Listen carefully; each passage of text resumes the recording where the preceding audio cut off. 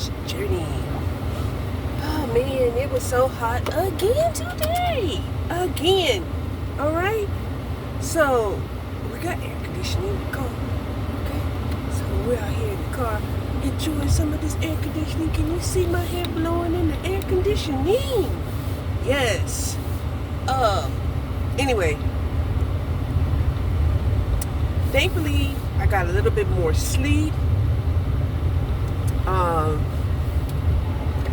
It was almost as if the universe was giving me permission to get some extra sleep. Okay? So, I took it, right? Because, normally, I'll be awake. Okay? I'll be awake. Anyway,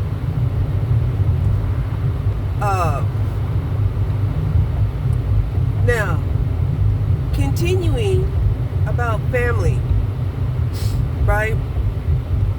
I've been doing a little bit of research, trying to figure out, what do they have on, families that break up, right? I did a little research, couldn't find much. There was some self-help ideas. There may have been some counseling ideas, but there was never anything really mentioned, in the Bible about, what happens after divorce. Well, a lot of men feel like if they rushed into another another marriage, that essentially proves them to be innocent in the last relationship. Because that was something that a lot of us women have been asking ourselves. Why do these men keep rushing into another relationship, unhealed, and, carried all that baggage to the next relationship, even to the point where him and his new relationship are plotting and scheming against the ex. Hold on. And on the other side of that token, the women, they're like, they missed something. They got to figure out what it was before they jump into another relationship. Okay? Unless they're drained. If they're drained, then they're really looking for a rescuer. They want a man, to replenish their energy that was stolen from them because they're so depleted. They're afraid they're gonna die. Okay? They're afraid they're gonna die. I understand that completely. Hold on. So I know you're thinking, well, what is she trying to recuperate from? Well, what she's trying to recuperate from is, how come women are being forced into this prostitution? And then, even though it's illegal, it's happening in plain sight, right? I'll tell you a story. You know that Las Vegas is only 2 hours away from California, right? And a lot of people get traffic from California over to Las Vegas. And they were probably very beautiful, desirable women. Okay?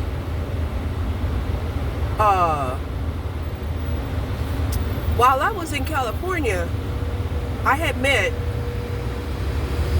a musician who was also a contractor for Shell Oil Company.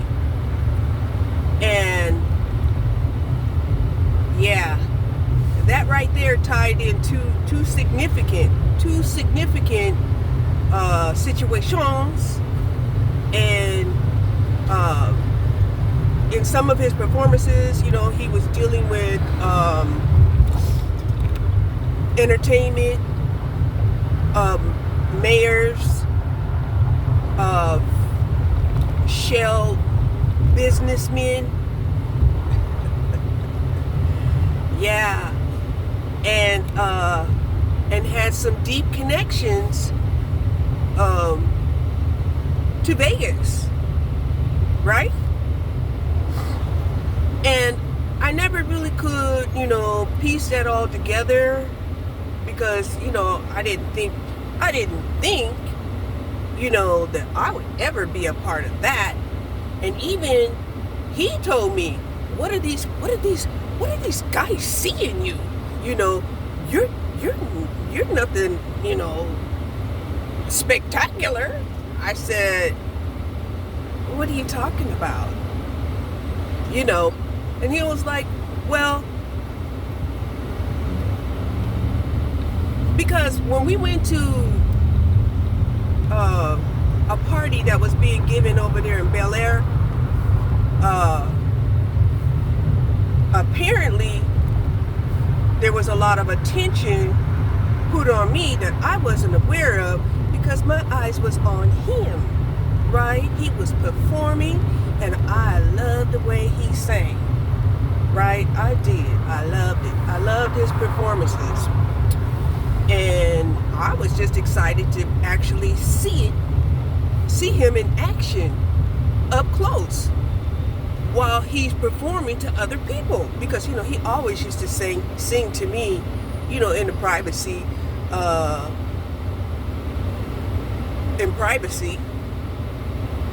So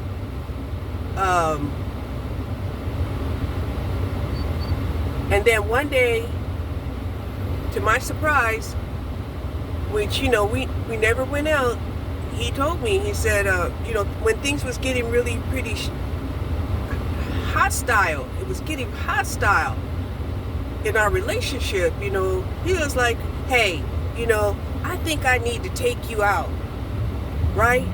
And I was like, oh, take me out? I was like, well, we going to a club? You got a gig? What's going on? And he was like, no, something completely different. Something completely different. So I was like, well, what are you talking about? He was like, let's go to Vegas. And even when we were on our way to Vegas, this guy was torn. He was torn inside, angry, upset, I don't know where that was coming from. I did not. We got to Vegas and he tells me he's tired. He knows the owner of Circus, and he came back and he told me, yeah,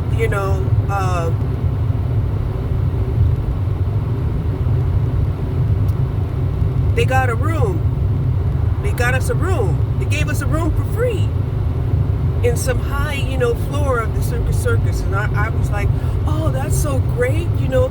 That's wonderful that you have this kind of connections, right? This is me, right? I'm not thinking anything of it, right? But I'm going to tell you what saved me. What saved me was the fact that my period had showed up on the way driving.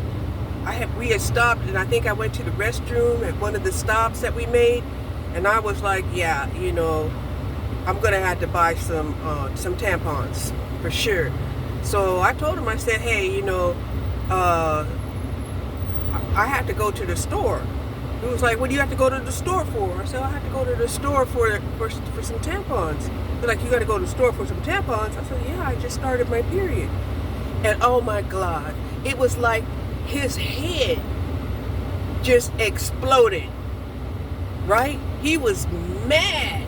I had never seen this man just mad, right? I mean, he didn't go out into a rage, because this guy didn't have like rage mad. He had a different kind of mad. And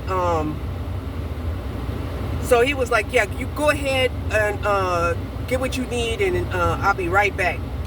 So he left, And when I came out of the hotel store, he was like, okay, let's go. I said, oh, we're gonna go up to the room now? He was like, no, we're gonna go home. You know, there was a hostility in his voice, right? There was a hostility in his voice. And I was like, but you just said they gave us a free room. You know, why do we have to go? You know, it's like, don't worry about it, you know, we just need to go back home. And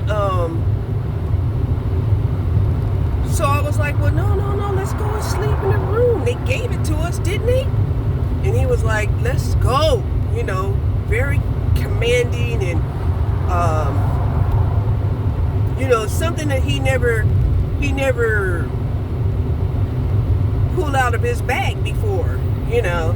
And I was curious, like, you know, not really knowing what was going on, but, you know, we got back in the car and, you know, we came on back.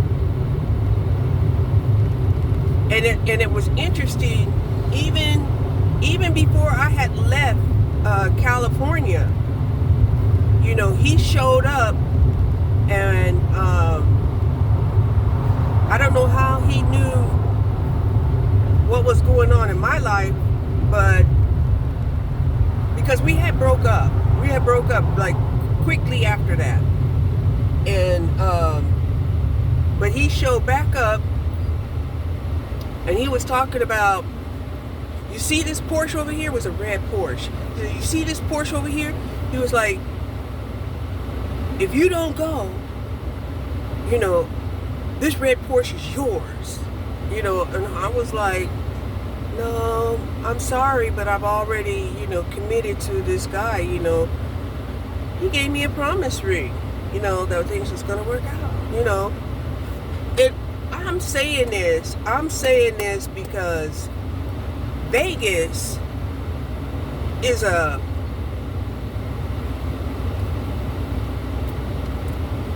breeding ground, and a lot of men are like bottom bitches, you know, bringing these women over here to Vegas, you know, to get them pimped out. And I'm so glad that, you know, the legal system is starting to enforce what's already in law, right? It's against the law, you know, to prostitute women, pimp them out, you know. Even if they say that prostitution is legal, it's not legal for the pimp. All right, okay. Now, hold on. Now here's where this is where gambling ties into the whole prostitution and pimping thing. Okay? When you get caught up in gambling, and gamblers know, you know, it's very hard to break a gambling addiction or even a gambling habit. All right? So, in the midst of gambling, you know, people have the tendency to place wagers that their ass can't cash. Their ass cannot cash some of the wagers that they put out there. Okay? And once they owe money, depending on who they owe the money to, you know, they make demands. All right? They make cruel demands, vicious demands, tyrannical demands, and they will enforce their demands. Okay. So anyway, my period saved me from being trafficked. I already know that. I know that. Right? And I was going to be trafficked to some of the wealthier men that, were involved in the oil industry. Yep. So I wouldn't know. I wouldn't know why, I was selected until it was reasonable for me to know. Because here I am today talking about how oil companies have sold out the agreements that they had with the Indians so that they could take the Indian land and build the infrastructure needed to drill the oil back to America. And I'm like, oh, okay, cool. Okay, cool, right? Because for me, that's not important. However, for them, it's extremely important. Okay? Okay. Now, I know y'all don't be knowing that much about astrology and remote viewing, but, that too has to do with predicting of the future, right? That's why people gamble. They gamble, they bet based off of what? Being able to predict the future. So anyway, I couldn't figure out why, I was constantly being monitored, why I was constantly being watched. Why, right? And, I never thought about, that I would ever seem like I was a threat, because what's right is right and what's wrong is wrong for me, right? But that's not everybody's rule book. Okay, it's just not. It's just not. So, let's see.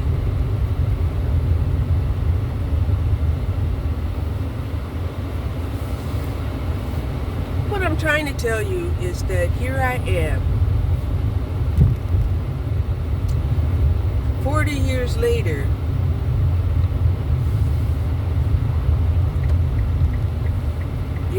talking about what they thought would never come to surface.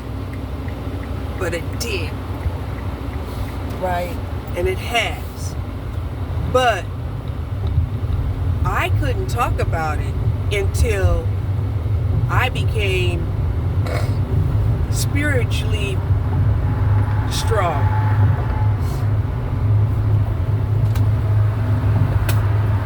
Okay? Without spiritual strength, I could not talk about it. Without spiritual strength, they would have been able to defeat me. Okay? Now,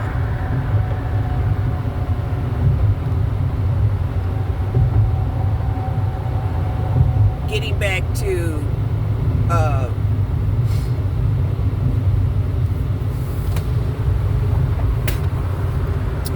to the family, right?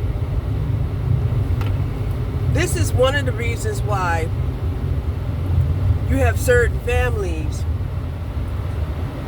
who don't share the wealth, because behind the scenes they do the most, right? In the worst way. And therefore they don't want to share. They don't feel the compulsion to share. And that whole system is oppressive. Hold on.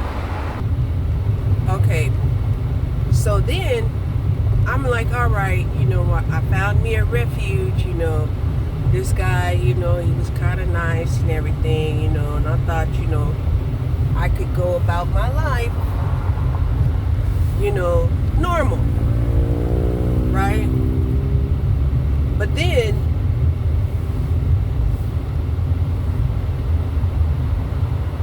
when, he got turned, right, with what he thought he had desired to have most of all in his life, right? It was a done dollar, right? And then they sent in another petroleum worker, right? This guy was what do they call him? Roughneck. He was a roughneck. He used to work out on barges for the oil rigs. And I'm like, damn,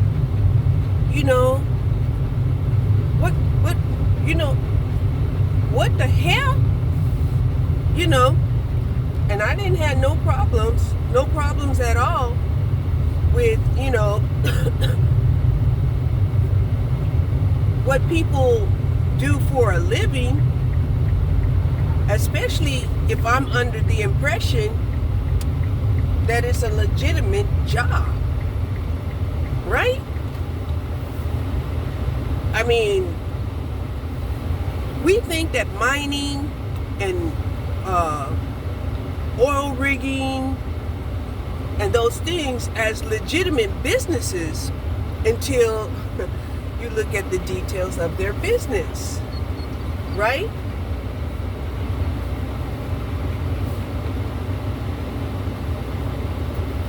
So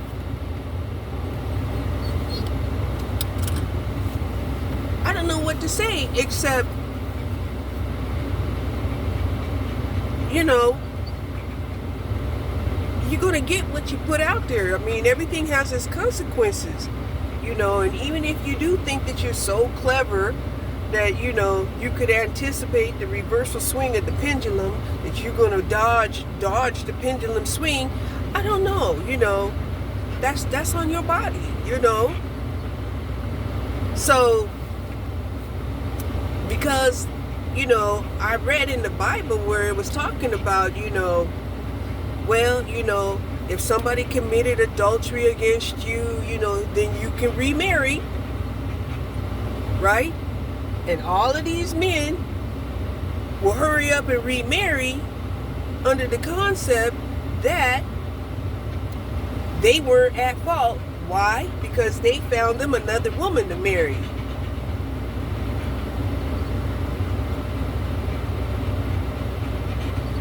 But the women that they marry, they don't know the truth about them. Because women have been conditioned to be submissive and not to doubt what the man is saying to them is a lie. Because that could be dangerous. You ever think that what the man is saying to you is a lie, he will punish you. He will say you didn't like him. He will say you hated him. He'll say that you're lying on him, and therefore he must destroy you. So this is the glue that bonds men together. What bonds men together is once men admit that they're liars, cheaters, deceivers, and adulterers, then they lose their power, right? So they united and they conspired on a global level, right? And this started a long time ago, okay? Because when they used to have these marriages, and they would sacrifice these women. You know, that was, first of all, to instill fear, because they did it out in the open, and they made it seem like this was okay to do, to sacrifice this woman publicly, right? And any woman that spoke out against these men, they deemed as witches. And so they publicly burned them alive at the stake.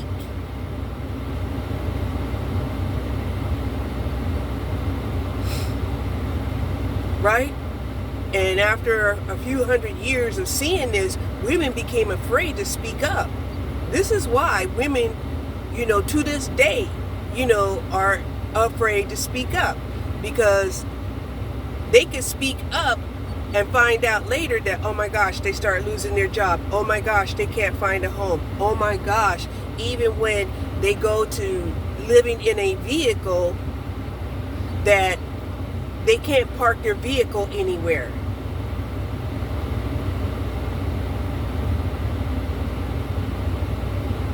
Okay? And so this is where we're at. And even if their mama or their grandmama started to speak up, they disown them too. That's why you have a whole influx of grandmas and mothers that have been abandoned,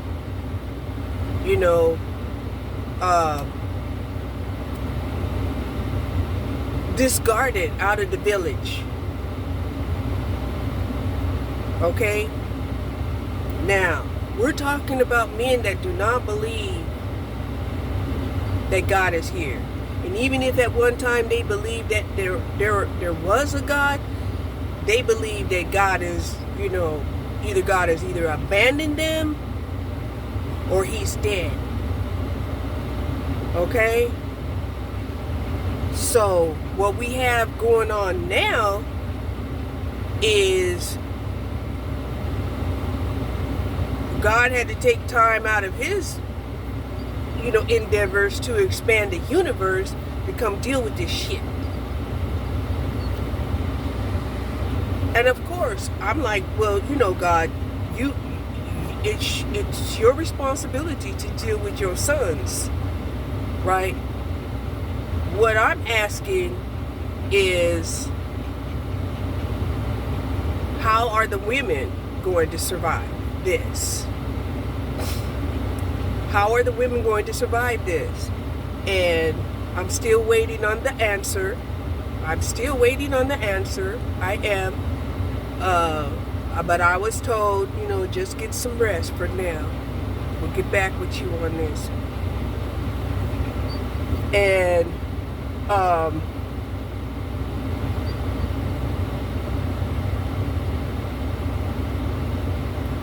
because the thing that I want is to have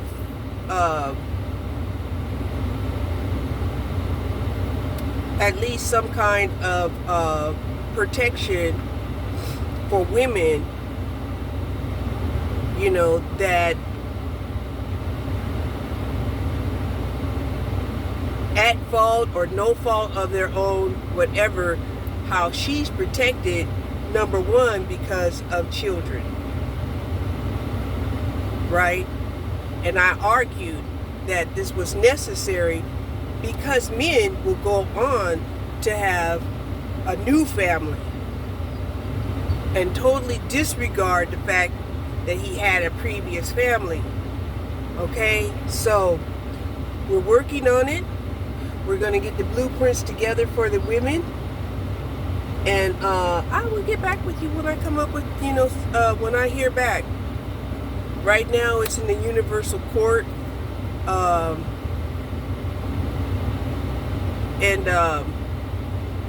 all I can tell you is that it's not going to keep going on the way that it has been going on, because I've been saying that if this is how men are going to act, then why not legalize suicide centers where whoever wants to not be in this life can get out of this realm.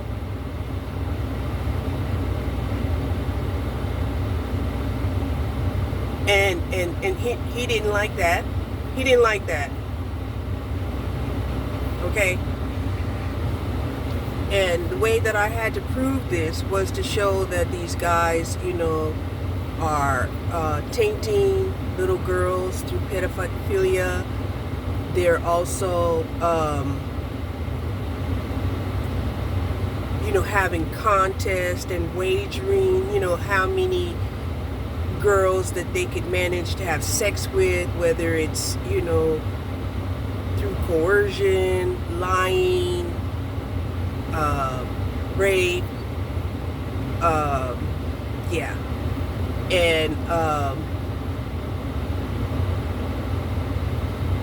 And then, also, having evidence that there were groups of men who purposely went out on a mission, in a contest of how many people. And I say people for a reason, because it wasn't just women. It was both women and men that they could have sex with. And whoever, it was about 9,000 of them.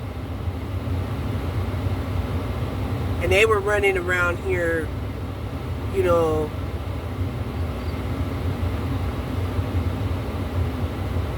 doing the most. Doing the most. And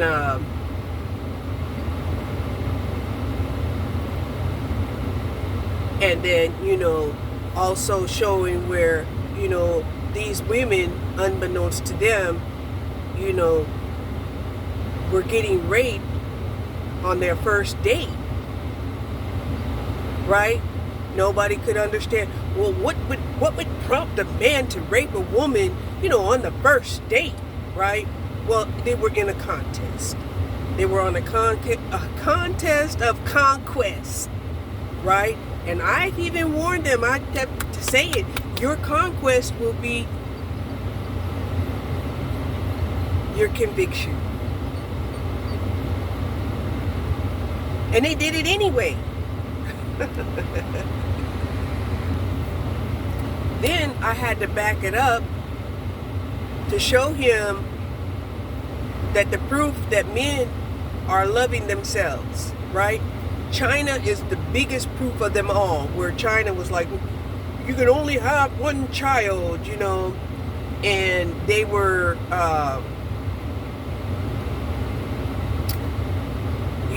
choosing between having a son or a daughter, and they preferred their sons, and therefore creating a whole imbalance over there in China.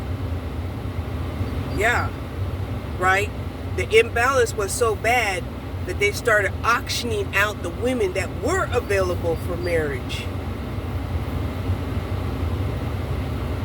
Back to prostituting women out.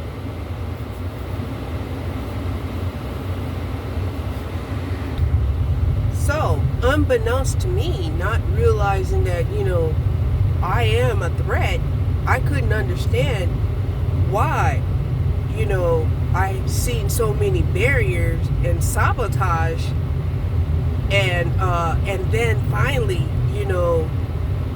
isolated. I was isolated since 2017. Well, that's where the isolation began, was in 2017. And anybody who's ever experienced fibromyalgia, they were also under attack. Fibromyalgia is the symptoms of spiritual attack, because you don't know how come you're in pain, and the doctors also don't know why you're in pain, right? And that pain can lead to complications in your health.